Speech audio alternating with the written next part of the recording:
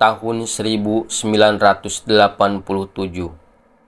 Desa Sukasari, sebuah desa terpencil di kaki gunung yang selalu diselimuti kabut, belum semakmur sekarang.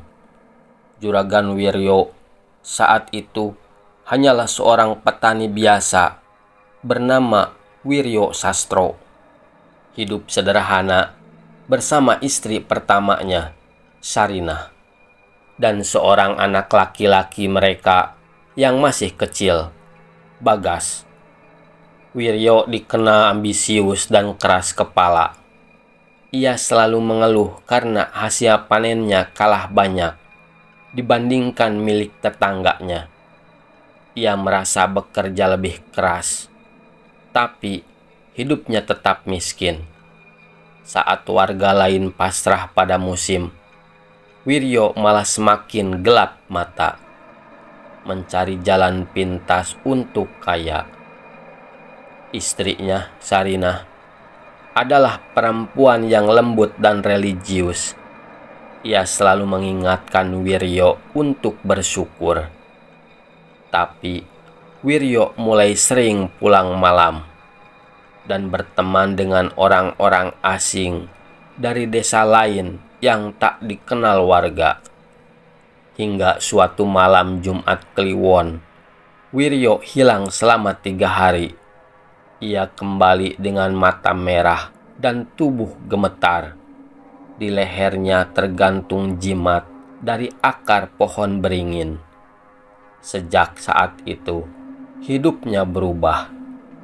Panennya melimpah. Hama tidak lagi datang. Padi tumbuh seperti disiram emas. Orang-orang mulai bekerja untuknya.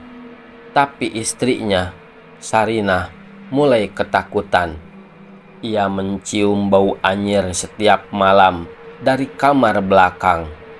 Ia sering mendengar suara langkah kaki di atas atap saat malam.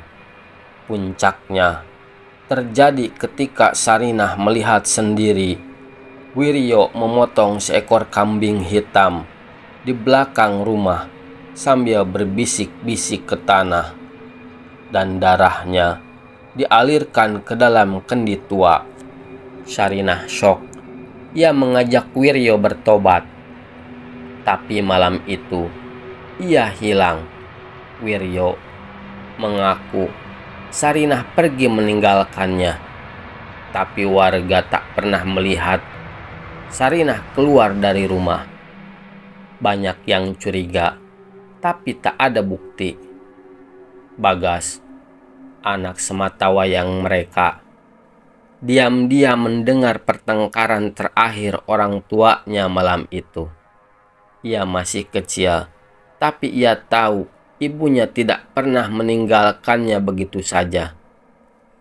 Setahun setelah kepergian Sarinah, Wiryo menikah dengan Bu Ratmi, janda kaya dari kota yang membawa banyak modal. Sejak itulah rumah besar itu dibangun, sawah diperluas, dan kekayaan mereka meledak dalam waktu singkat.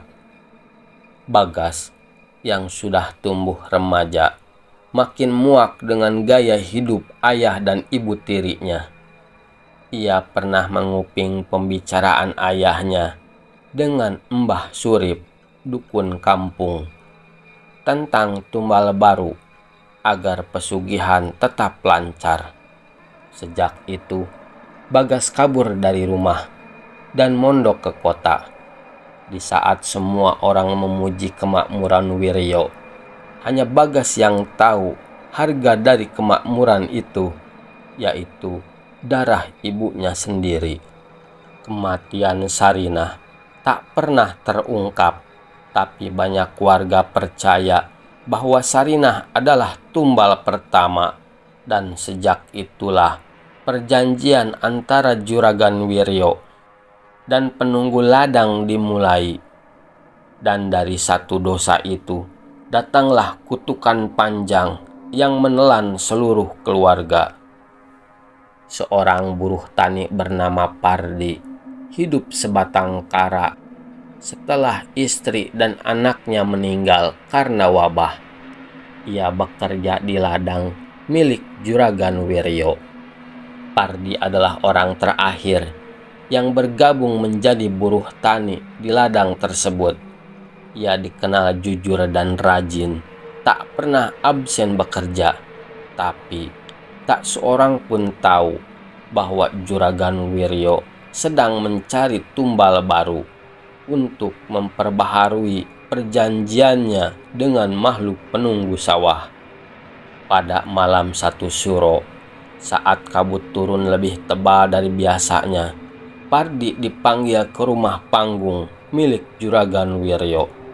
Di sana telah hadir Pak Bayan sebagai kepala desa dan Mbah Sarip sebagai dukun tua desa dan beberapa tetua yang dikenal dekat dengan Juragan.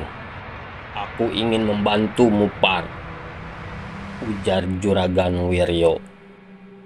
"Kau akan kuberi sepetak tanah sendiri, asal malam ini ikut bantu bersihkan pematang sawah." Tanpa curiga, Pardi menurut. Tengah malam, ia diajak ke pematang paling belakang, dekat hutan kecil yang dianggap angker. Saat sedang mencangkul, tiba-tiba ia dipukul dari belakang.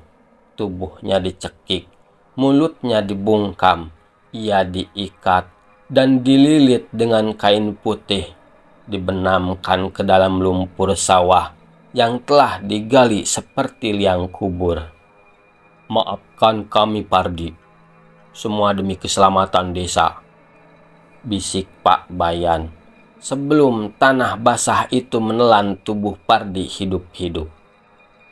Pagi harinya, sawah Juragan Wiryo kembali subur.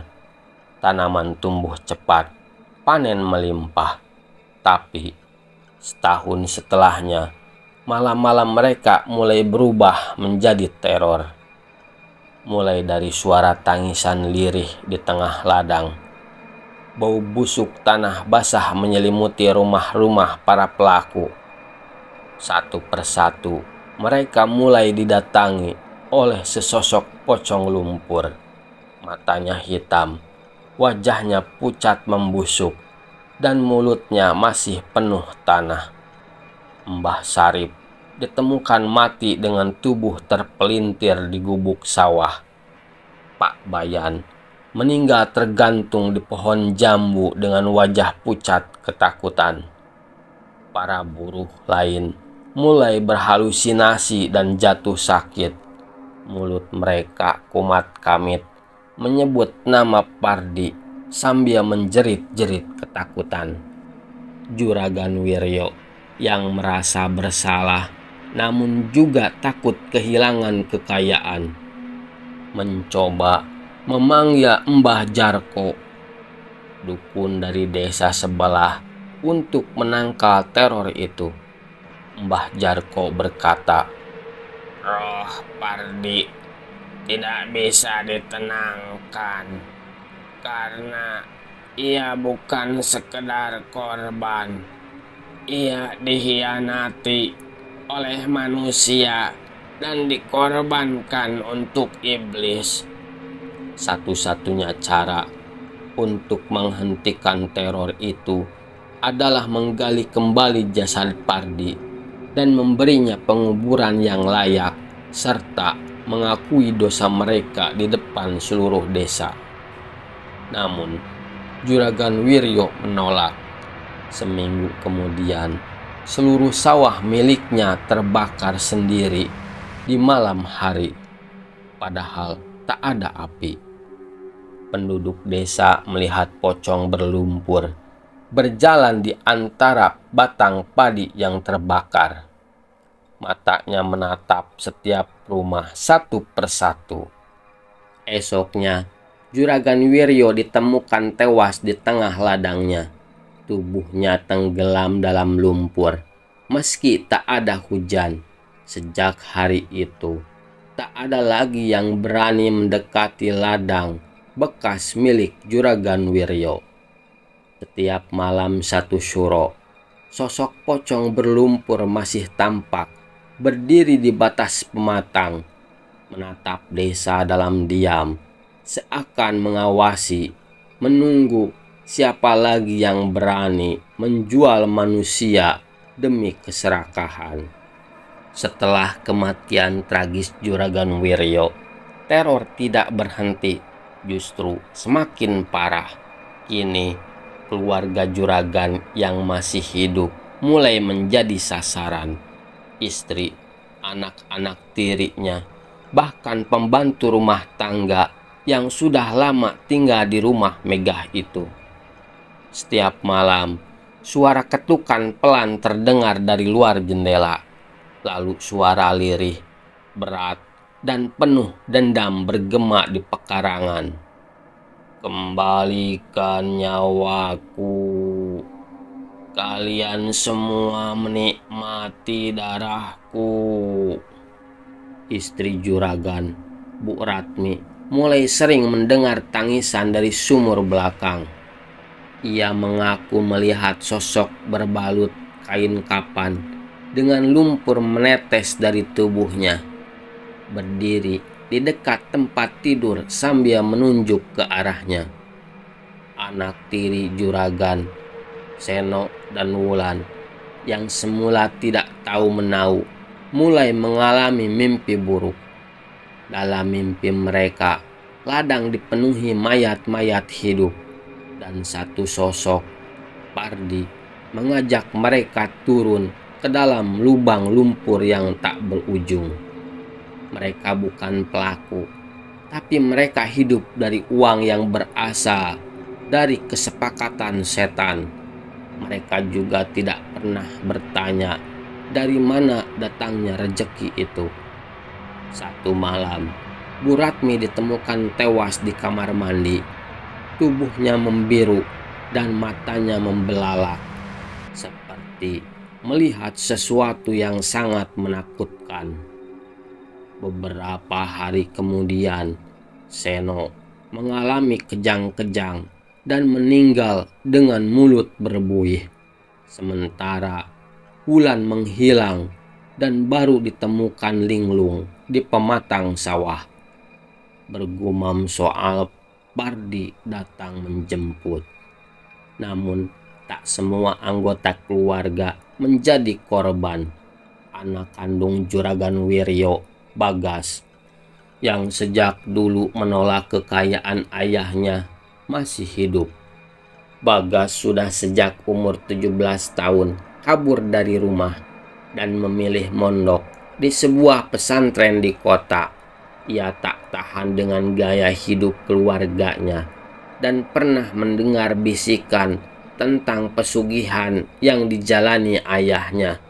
Hatinya memberontak dan ia mencari kehidupan yang lurus. Saat mendengar kabar kematian ayah dan keluarganya, Bagas pulang bersama Kiai Masruri, pimpinan pesantrennya yang karismatik dan dikenal memiliki ilmu agama dan hikmah yang kuat. Malam itu, mereka datang ke rumah tua juragan yang sudah kosong. Angin dingin berhembus, aroma lumpur basah masih tercium dari halaman belakang. Kiai Masruri berdiri di tengah rumah dan mulai membaca doa dan ayat-ayat suci. Tiba-tiba lampu padam. Suara angin berubah menjadi suara ratapan. Dan dari sudut ruangan, sosok pocong berlumpur itu muncul. Matanya memerah, tubuhnya bergetar menahan dendam.